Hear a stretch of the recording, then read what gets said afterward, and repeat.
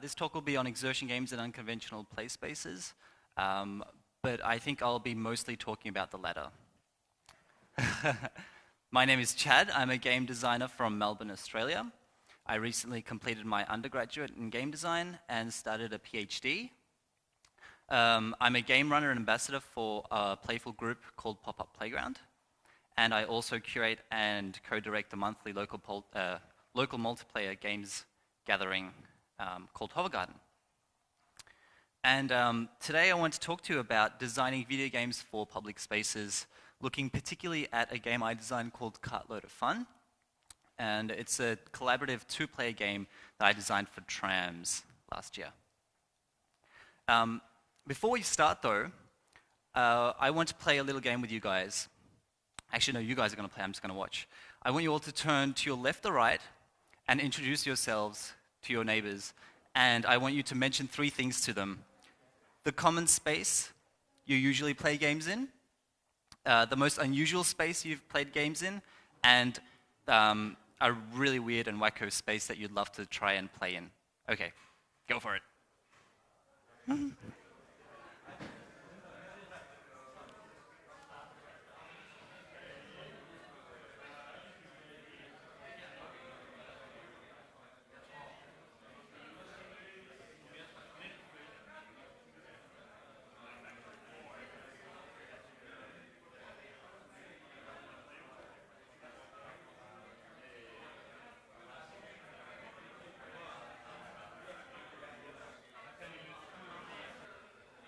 Okay, all right. So now I want to talk a little about my motivation for wanting to design for public transport. The big question for me was, of all the unlimited choices of games that I could design or spaces I can design for, why did I choose to design for public transport? And I think it boils down to two main things.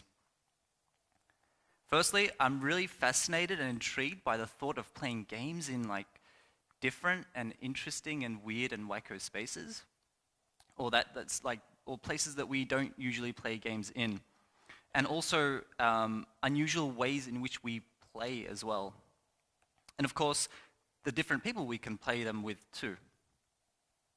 For example, what would it be like to play games underwater, or on a boat, or in the sky, or in space, or even in the bathroom? I mean, we can play games almost anywhere now, but what's the difference between playing a game on your DS in the sky and at home?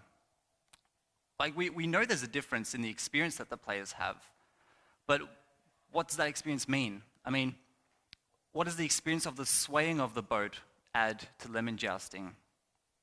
Or what does the altered gravity of underwater or space add to chess? So the spaces in which we play inform the play experience. I feel that by asking these questions, expanding or exploring these boundaries, and designing with these affordances in mind, we can learn a lot more about game design and the way we play and make games. As for my second motivation for wanting to design for public transport, it's just a really boring and repetitive and exhausting space or process, one that I've been using myself for about 5 years on a daily basis. It's also a space that has its own social norms. I mean, from what I've observed, every time I go on a train or a tram, a lot of the time passengers step out of their way to avoid eye contact. And there's these other things that happen as well. They kind of isolate themselves in their own little bubble and keep themselves busy with an iPhone, and everyone's head is just tilted down. So for a while I've been wondering why this happens.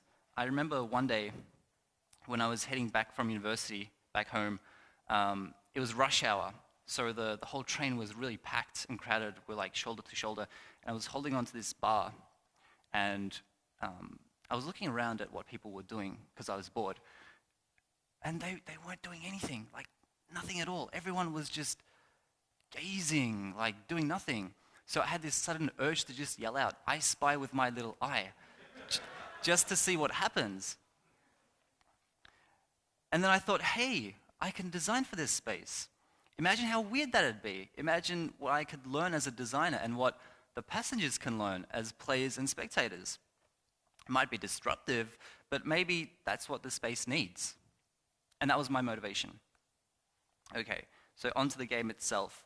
I have a video to show that probably explains better than what I can, so I'll quickly play that and hope the... Oh, the sound? Okay. Sorry.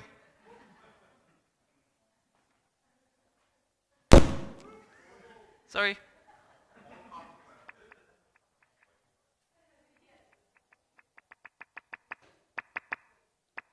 Yeah? Hi, I'm Chad Toprak from the Exertion Games Lab, and I designed a public transport game called Cartload of Fun.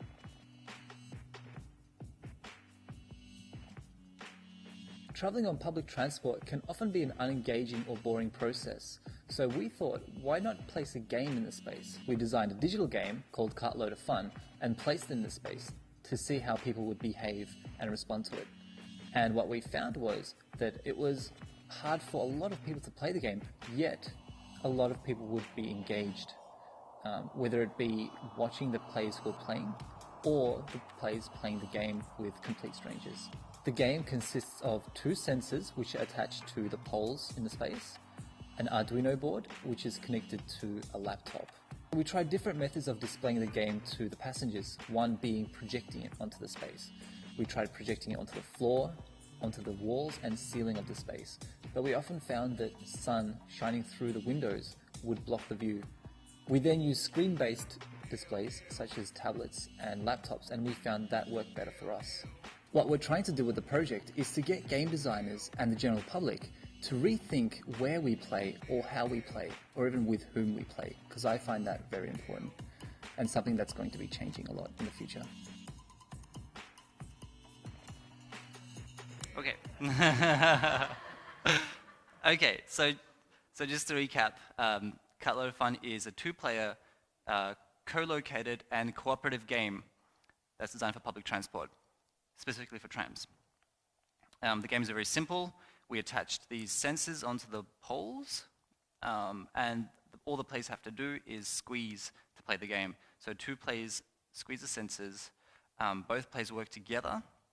They're like the blue character there. One player squeezes to move the character left and right, and the other squeezes to move the character up and down. So they have to work together and collect these green gems that randomly appear, all while avoiding the enemies. And when we asked the players what it felt like to be playing on a tram, we received some interesting feedback. A lot of people said it was surprising. They said it was engaging, it was fun. They enjoyed playing with both friends and strangers.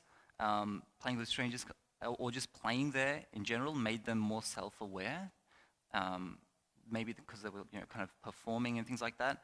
A lot of people said it passes time as well, which was important for them. But most of all, 2 really interesting things, these affordances or characteristics of the space caught my attention. The movement of the space. So when the people are holding onto the bar, the tram moves, starts and stops, and players often involuntarily squeeze the sensor, so the moving of the space has an impact or influence in the game. And the other is the social presence in the space. A lot of people would also be just engaged by watching, and the players would also be performing. So there are certain things to keep in mind, I think, when we design for public spaces. For example, as a designer, I ask myself, do the spectators want to watch the game? During a lot of our sessions, a lot of passengers would watch. So I'd say make sure the game is visible and understandable as well by the audience. We had to move, like I said in the video, we had it projected onto the floor at first, but then we had to move it up somewhere higher and even use a display at times so that it was both visible for the players and the spectators. Again, with the moving of the space, should the game reward the player for funny or awkward moments when the tram jerks and stops? So I would, again, for this, I'd say definitely. This allows the space to become more playful, but then there's a question of, are other passengers disturbed? That's also something to keep in mind. So what if people don't want to play or don't want to watch? should they be forced into something that they don't want to be a part of? And it becomes a little more political.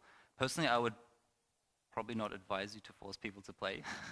we all know that play is voluntary, so some people may just want to watch, and that's totally okay. As for people who are on the train but don't want to watch or listen, we kept the audio of the game to a minimum, because audio isn't something that you can really avoid unless you have headphones on or something. Whereas with video, people don't have to necessarily watch; they can just look out the window if they want to. We tried different ways of introducing the game into the space. At one point, I did like this public announcement. I was like, "Hey everyone, we're about to play a game. Like, if anyone wants to play, come join us." We tried just approaching individuals, and sometimes people would just approach us and say, like, "Hey, like, what's this? What's going on?" At one point we had, as we were setting up the game, we had this big man with a top hat and a suit, and he came in and he looked at me as I was setting up. And he said, like, "Oh, what's this? What's going on here? Do you have permission for this?" And I looked up and I said, "Hey, like, yeah, of course we do. We're game designers and like students. We're hosting a game here, setting up for everyone's entertainment and enjoyment. Did you want to join us?" And he looked at me and he said, "No, I don't play games." I'm like, "Okay, that's fine, but this is a little different. This is something new. You can just try it out maybe." And then he thought for a second and he said, "Sure, okay." So I started playing with him, and as we were playing, he would slowly start getting into it. He was really engaged and intrigued by the game, and when it was game over, he asked if we could play again, and I was like, "Oh, dude, sure, let's do it, absolutely."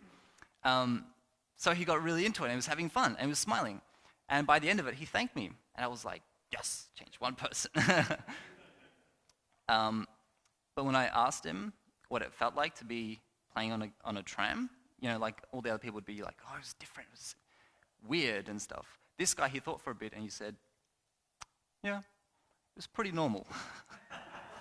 It's like, what? So, what does this all mean? Should video games become more location and space aware? Or more socially and physically interactive? More stranger or spectator inclusive? Or more public? Should they make use of these affordances and characteristics that are available all around us? Or should spaces like this become more playful? And what does this help us understand?